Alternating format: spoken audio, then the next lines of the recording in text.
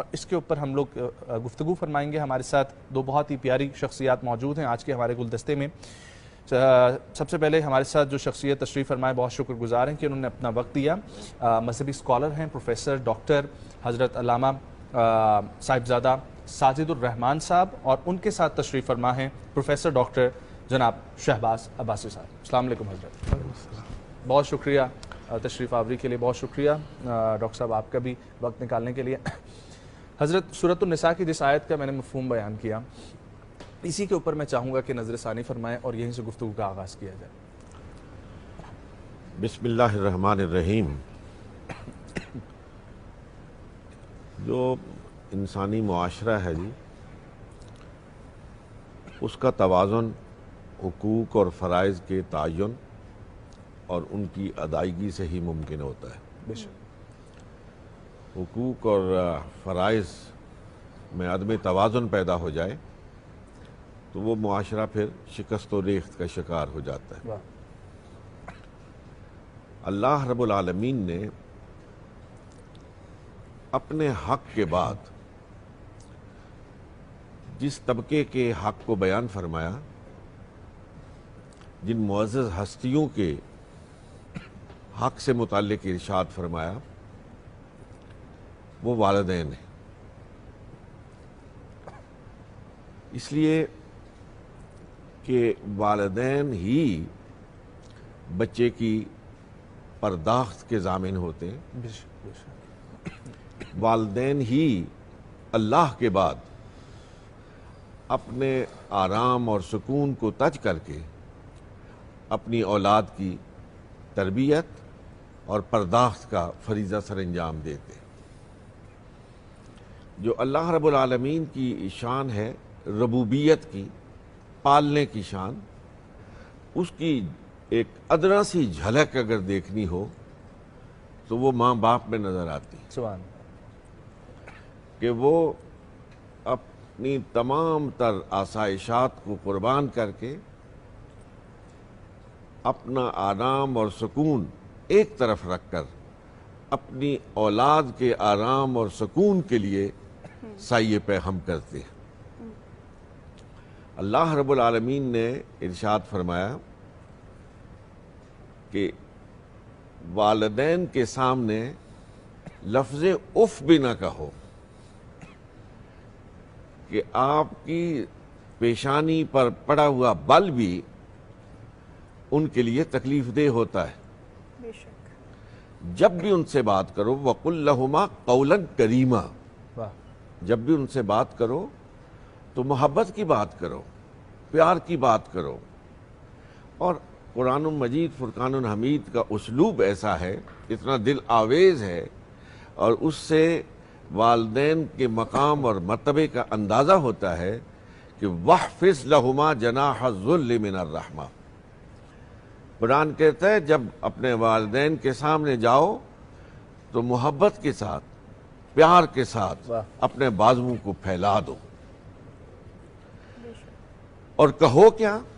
وَقُلْ رَبِّ ارْحَمْهُمَا كَمَا رَبَّيَانِي صَغِيرًا، کہ اے ہمارے رب ان پر اسی طرح تو اپنا فضل فرما، کرم فرما، جس طرح بچپن میں انہوں نے اپنی محبت سے اور فضل اور کرم سے مجھے نوازا ہے۔ سبحان اللہ، سبحان اللہ۔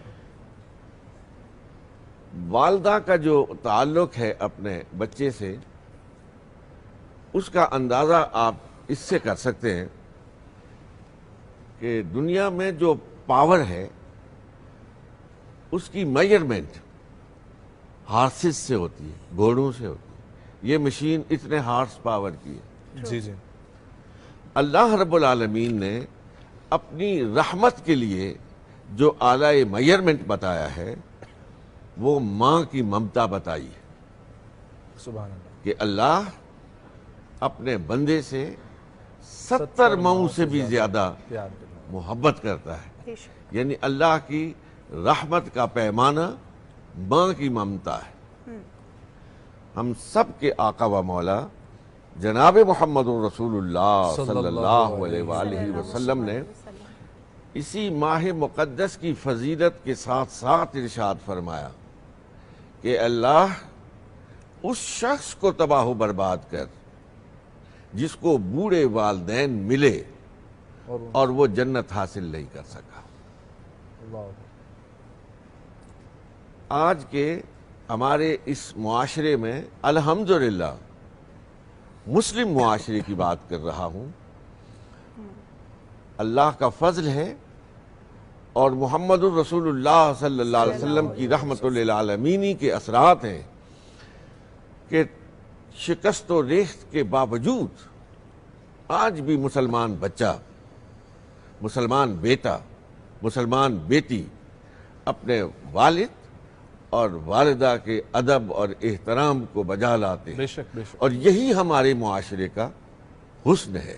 بے شک یہی ہمارے معاشرے جو ہے وہ بگاڑ کی طرف چلا جاتا ہے۔ بالکل بالکل درست فرمایا صاحبزادہ صاحب۔ اسی آیت کے آگے جب ہم بڑھتے ہیں اور ہم لوگ دیکھتے ہیں کہ صلہ رحمی کا معاملہ جو فرمانے کا حکم دیا گیا اپنے رشتہ داروں کے ساتھ، حضرت آج کل تو یہ رویہ اختیار کیا جاتا ہے کہ آپ تھوڑی سی ترقی کر لیں تو سب سے پہلے آپ جو پیچھا چھڑاتے ہیں وہ اپنے سگے بہن بھائیوں کے ساتھ ہیں کہ کہیں وہ بھی آپ کے ساتھ اس دوڑ میں شامل نہ ہو جائیں اور پھر ایک برابر بٹ اٹس وائس ورسا، رشتہ دار آپ کو ترقی کرتا دیکھ بھی تو نہیں سکتے، یہ بھی ایک مت ہے یا یہ ایک المیہ ہے جی حضرت، اور اسے تسلیم کرنا چاہیے بالکل کہ ہمارے معاشرے میں یہ چیز پائی جاتی ہے، جی جی جو مسلم معاشرے کی خصوصیت نہیں ہے۔ جی جی مسلم معاشرے کی خصوصیت یہ ہے کہ جو اپنے لیے وہ پسند کرتا ہے وہ اپنے مسلم بھائی کے لیے پسند کرتا ہے۔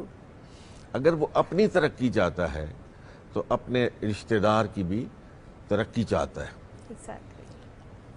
قرآن نے جو بنیادی طور پر ہمیں یہ فلسفی دی ہے کہ یہ جو دولت ہے تمہارے پاس یہ تمہاری اپنی نہیں ہے، یہ وہ ہے جو اللہ کی عطا کردہ ہے، اور جس رب نے تمہیں اس دولت سے سرفراز فرمایا ہے وہی رب کہتا ہے کہ اسی دولت میں ان لوگوں کا حصہ ہے جو بوجوہ اس سے محروم ہیں۔ بالکل وفی اموالہم حق معلوم للسائل والمحروم، سائل اور محرومین جو ہیں وہ تمہاری دولت کے اندر اپنا حق رکھتے ہیں۔ اچھا آپ نے دیکھا ہوگا کہ اگر ہم کسی کو زکوٰۃ دیتے، صدقہ دیتے، خیرات دیتے تو اندر ایک خواہش یہ ہوتی ہے اور یہی جذبہ ہوتا ہے کہ میں نے اس پہ کوئی بڑا احسان کیا ہے، اور اسے ہی نہیں اس کی نسلوں کو بھی ہمارا ادب اور احترام کرنا چاہیے کہ ہم نے اس کے ساتھ ایک اچھا رویہ اختیار کیا ہے، مشکل وقت میں ہم اس کے کام آئے ہیں۔ حالانکہ یہ اس کا ہم پہ احسان ہے کہ ہم نے وہ حق جو اللہ رب العالمین نے ہماری دولت میں رکھا ہوا تھا ہم نے اسے لوٹا دیا ہے اور اس نے اسے قبول فرما لیا ہے۔ تو یہ وہ حقوق ہیں جو پڑوسی کے لیے ہیں، یہ وہ حقوق ہیں جو یتامہ کے لیے ہیں، جو مساکین کے لیے ہیں۔ دیکھیں نا یتیم، یہ ہمارے معاشرے کا وہ طبقہ ہے کہ جس کو ایک سمبل سمجھا جاتا ہے بے سہارا ہونے کا۔ تو ہمارے آقا مولا جناب محمد الرسول اللہ صلی اللہ علیہ وسلم نے اسی سمبل کو لیتے ہوئے ارشاد فرمایا کہ انا وکافل الیتیم فی الجنت ہاکذا، میں اور یتیم کی کفالت کرنے والا جنت میں ایسے ہوں گے جیسے یہ دو انگلیاں۔ کیا؟ اور پھر خود سرور کون و مکان جناب محمد الرسول اللہ صلی اللہ علیہ وسلم تو در یتیم ہیں۔ 6 سال کی عمر میں ماں کا سایہ اٹھ گیا اور والد کا سایہ اٹھ گیا، لیکن آپ علیہ الصلوۃ والسلام نے یتیمی میں رہ کر یتیم کو وہ عزت دی، وہ مقام اور وہ مرتبہ دیا کہ یتیم بھی اپنے یتیم ہونے پر فخر کرتا ہے۔ مجھے ایک روایت یاد آ رہی ہے، آپ اجازت دیں تو میں عرض کروں کہ ایک عید کے موقع پر نبی محتشم علیہ السلام جب نماز عید کی ادائیگی کے لیے گھر سے نکلے، ابھی تھوڑے سے باہر گئے تھے تو گلی کی ایک طرف سے رونے کی آواز آئی. سرکار علیہ الصلوۃ والسلام ادھر جانے کے بجائے ادھر کا رخ کر لیا. گلی کی نکڑ پہ گئے تو دیکھا کہ ایک بچہ دیوار کے ساتھ منہ لگا کے رو رہا ہے اور اس کی آواز بلند ہو رہی. آپ علیہ الصلوۃ والسلام نے اس کے سر پر دست شفقت، دست نبوت رکھا اور خود آپ ذرا آنکھیں بند کر کے، اور میرے سننے والے آنکھیں بند کر کے دیکھیں کہ اس یتیم بچے کی عزت اور احترام کا اس وقت کیا مقام اور مرتبہ ہوگا جس وقت سرور عالم و عالمیان صلی اللہ علیہ وسلم نے اس کے سر پر اپنا دست شفقت رکھا ہو. پیچھے مڑا تو سراپا رحمت کو دیکھا، حضور سے چمٹ گیا. سرکار نے فرمایا بیٹا کیوں رو رہے ہو؟ کہا یا رسول اللہ صلی اللہ علیہ وسلم پچھلی عید کے موقع پر میرا باپ زندہ تھا اور اس نے مجھے بھی تیار کیا تھا، مجھے اپنے کندھے پہ بٹھایا تھا، مجھے خوشبو لگائی تھی اور مجھے عید کی ادائیگی کے لیے لے کے گیا تھا. میرے باپ کا سایہ میرے سر سے اٹھ گیا ہے. آج جب میں بچوں کو اپنے والد کے کندھوں پر بیٹھا ہوا دیکھ رہا ہوں، یا رسول اللہ مجھے اپنا باپ یاد آ رہا ہے. سرکار نے اسے اپنے سینے سے لگایا اور فرمایا بیٹا جس کا کوئی باپ نہیں اس کا باپ محمد ہے. سرکار اسلام اس کو پکڑ کے عیدگاہ جانے کے بجائے گھر چلے گئے اور فرمایا عائشہ تمہیں شکوہ تھا میرا بیٹا نہیں، یہ لو بیٹا لایا، اسے تیار کرو، کپڑے پہناؤ، میں اس کو لے کے جاؤں گا. آپ غور فرمائیے کہ جس ذات کی محبت میں اللہ رب العالمین عرش پہ انتظار فرماتا ہے وہ ایک یتیم بچے کی تیاری کا منتظر ہے. سبحان اللہ، سبحان اللہ. اور روایت میں آتا ہے کہ جس وقت سرکار علیہ الصلوۃ والسلام پھر کاشانہ نبوت سے باہر آئے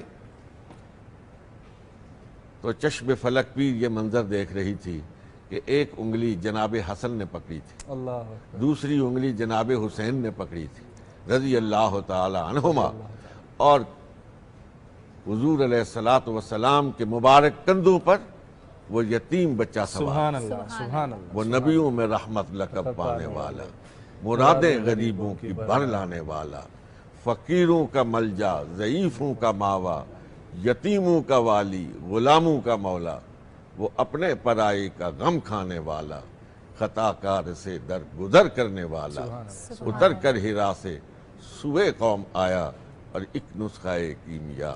سبحان اللہ، کیا خوبصورت اگزامپل. اور زندگی کے کسی شعبے میں کسی روپ میں دیکھیں تو ذات اقدس صلی اللہ علیہ وسلم اس سے بہتر اگزامپل ہمیں نہیں ملتی. کسی بھی شعبے میں کسی بھی روپ میں دیکھیں، چاہے کسی سیاستدان کی بات ہو، چاہے یتیموں کے ساتھ حسن سلوک کی بات ہو، چاہے ایک بہترین انسان کی ہم اگزامپل لیں، ہر چیز کے لیے عملی نمونہ ہمارے سامنے موجود ہے. ڈاکٹر صاحب جب ہم یتیموں اور مساکین کے حقوق کی بات کرتے ہیں، مساکین کا حق کیا صرف یہ ہے کہ ان کو اپنے مال میں سے کچھ حصہ دے دیا جائے یا اس سے بڑھ کر بھی کچھ ہوتا ہے؟ دیکھیں جی، صرف خیرات دینا، صدقہ دینا اور ایک معین وقت پر زکوٰۃ دینا نہیں.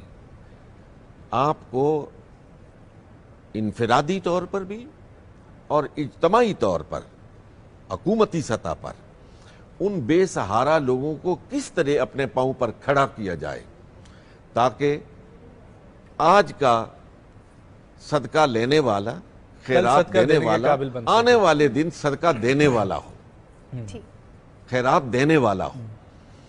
اس طرح کی ایک منصوبہ بندی ہونی چاہیے کہ لوگ بیکاریوں میں اضافہ نہ ہو بلکہ روز بروز آنے والے دن ان میں کمی واقع. ان کو خود کفیل بنا دیا. آپ کی طرف واپس آتا ہوں، میں چاہوں گا ڈاکٹر صاحب اس تمام حقوق کر رہے ہیں ڈسکس. آج کل سب سے زیادہ معاملہ ہمارا خونی رشتوں سے زیادہ ہٹ کے وقت جو گھر سے باہر گزرتا ہے وہ گزرتا ہے دوستوں کے ساتھ.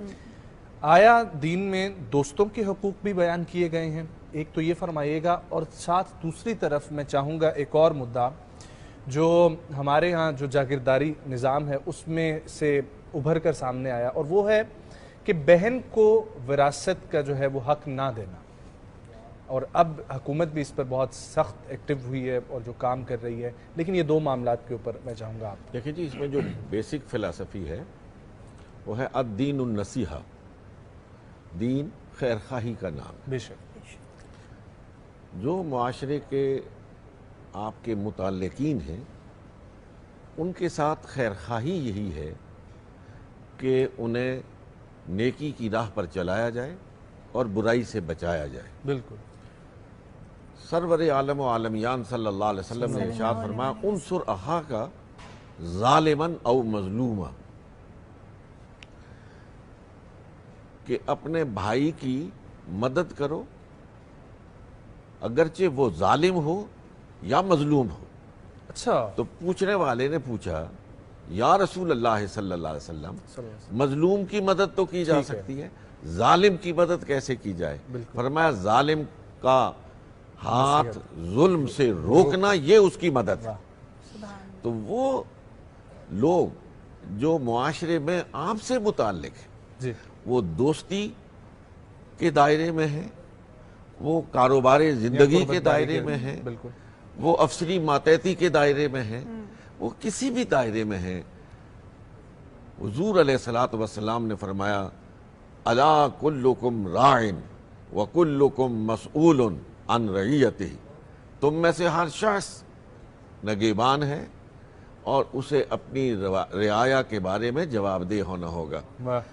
وہ رعایا ظاہر ہے ہم میں سے ہر ایک بادشاہ نہیں ہے، وزیر اعظم نہیں ہے، صدر مملکت نہیں ہے، یہاں مراد یہی ہے کہ جو طبقہ آپ کے زیر اثر ہے، جو گروہ آپ کے زیر اثر ہے، جو افراد آپ کے زیر اثر ہیں، کل روز محشر آپ صرف اپنی ذات کے بارے میں جواب دہ نہیں ہوں گے، اس گروہ کے بارے میں بھی جواب دہ ہوں گے جو آپ سے متعلق ہے۔ لہٰذا جہاں آپ اپنے لیے نیکی کا رستہ چنتے ہیں وہاں آپ کو چاہیے کہ آپ اپنے مسلمان بھائی، مسلمان طبقے کے لیے بھی نیکی کی راہ کا تعین کریں اور اسے اس نیکی کی راہ پر چلانے کے لیے اپنے تئیں اپنی مساعی جمیلہ کو بروئے کار لائیں۔ میں آپ نے مختلف طبقات کی بات کی ہے، میں ایک خاص جو ہمارا معاشرتی مسئلہ ہے اس کی جانب آپ کی توجہ مبذول کرانا چاہتا ہوں۔ آج کل آپ نے دیکھا ہوگا کہ طلاق کا تناسب ہر روز بڑھتا چلا جاتا ہے۔ درست فرما رہے ہیں بالکل، ہر روز بے شمار لوگ یہ سوال لے کے آتے ہیں میں نے 1 طلاق دی، میں نے 2 دی، میں نے 3 دی، اب میرے لیے کیا احکام ہے؟ جبکہ ہم سب کے آقا و مولا علیہ الصلوۃ والسلام نے ارشاد فرمایا کہ حلال چیزوں میں سے سب سے مبغوث جو مجھے ناپسند ہے وہ طلاق ہے۔ طلاق اس وقت دی جاتی ہے جب کوئی اور گزر بسر کا طریقہ باقی نہ رہے، آپ خوش اسلوبی سے اپنی زندگی نہ گزار سکیں، آپ کا گھر نہ بس سکے، تو فَإِمْسَاكُمْ بِمَعْرُوفٍ أَوْ تَسْرِيحٌ بِإِحْسَانٍ، اگر اچھے طریقے سے نہیں رہ سکتے ہو تو پھر اچھے طریقے سے جدا ہو جاؤ۔ لیکن یہ آخری بات ہے، آخری فیصلہ ہے، لیکن ہم اس آخری فیصلے کو اپنے معاشرے میں پہلے فیصلے کی جگہ دے دیتے ہیں، اور گھروں کا نظام ٹوٹ پھوٹ رہا ہے، تہو بالا ہو رہا ہے۔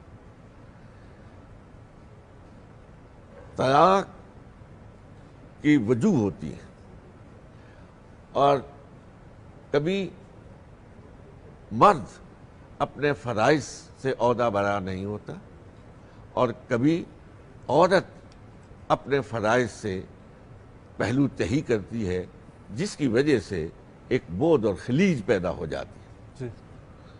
دیکھیں قرآن مجید فرقان حمید نے، میں اپنے سننے والے ہر جوڑے کی خدمت میں یہ عرض کرنا چاہتا ہوں، کتنی خوبصورت بات ارشاد فرمائی کہ ہن لباس لکم وانتم لباس لہن، کہ مرد عورتوں کا لباس ہے اور عورتیں مردوں کا لباس ہیں۔ کیا مراد ہے؟ مراد یہ ہے کہ جس طرح لباس کسی کی عزت اور توقیر کا سبب بنتا ہے، اسی طرح عورت مرد کی عزت اور توقیر ہے، اور مرد عورت کی عزت و توقیر ہے۔ جس طرح بے لباس ہونے سے انسان کی عزت اور توقیر خاک میں مل جاتی ہے، بالکل اسی طرح اگر یہ دونوں بھی ایک دوسرے کے حقوق اور فرائض کو ادا کرنے میں کوتاہی کریں تو ان کی عزت اور توقیر بھی خاک میں مل جاتی ہے۔ مرد کو عورت کے ساتھ کیسے رہنا چاہیے؟ ہمارا دین وہ خوبصورت دین ہے اور وہ زندہ دین ہے کہ صرف تھیوری نہیں ہے، پریکٹیکل ہے۔ ہر چیز کا نمونہ۔ اگر قرآن تھیوری دیتا ہے تو محمد الرسول اللہ صلی اللہ علیہ وسلم اس کا عملی نمونہ پیش کرتے ہیں۔ کس طرح مرد اپنی خاتون کے ساتھ حسن سلوک کرے، جس طرح حضور نبی کریم صلی اللہ علیہ وسلم نے حضرت خدیجہ کا حق ادا کیا، عائشہ کا حق ادا کیا اور دیگر ازواج مطہرات کا حق ادا کیا۔ میں ایک چھوٹی سی مثال آپ کو دیتا ہوں۔ حضرت سیدہ طیبہ طاہرہ خدیجۃ الکبریٰ رضی اللہ تعالی عنہا اس دنیا سے تشریف لے گئی تو آپ نے غور فرمایا اس سال کو آقا علیہ الصلوۃ والسلام نے عام الحزن قرار دیا، غم کا سال۔ اور جب آپ کے پاس کوئی ہدیہ آتا تھا، کوئی کھانے پینے کی چیز آتی تھی، گوشت آتا تھا، کوئی میٹھی چیز آتی تھی، سرکار علیہ الصلوۃ والسلام اس میں حضرت خدیجہ کی سہیلیوں کا حصہ الگ کرتے تھے سبحان اللہ، اور ان کو بھیجتے تھے۔ سیدہ طیبہ طاہرہ عائشہ صدیقہ رضی اللہ تعالی عنہا کا مقام اور مرتبہ دیکھیں کہ جس وقت سرکار علیہ الصلوۃ والسلام اس دنیا سے تشریف لے گئے اور پردہ فرمایا تو اس وقت جو سرہانے بیٹھی ہوئی انتہائی دنیا کی خوش قسمت ترین خاتون تھی وہ حضرت سیدہ طیبہ طاہرہ حضرت عائشہ صدیقہ رضی اللہ تعالی عنہا تھی، جو اپنے دانتوں سے مسواک کو چبا کر محمد الرسول اللہ صلی اللہ علیہ وسلم کے ہاتھ میں دیتی تھی۔ تو عرض کرنے کا مقصود یہ تھا کہ معاشرے کو خوبصورتی کے ساتھ سجانے کے لیے مرد اور عورت، بیوی اور خامند کو اپنے اپنے متعین کردہ حقوق اور فرائض کا ادا کرنا یہ بنیادی اہمیت کا حامل ہے۔ بے شک اس میں کوئی دو رائے۔ شکریہ جناب پروفیسر ڈاکٹر شہباز عباسی صاحب۔ ایڈ کرنا چاہتا ہوں، حضرت ایک بالکل لمحے۔ وقت مختصر ہے، آپ بالکل ایک ہی بات مختصر۔ کیجیے۔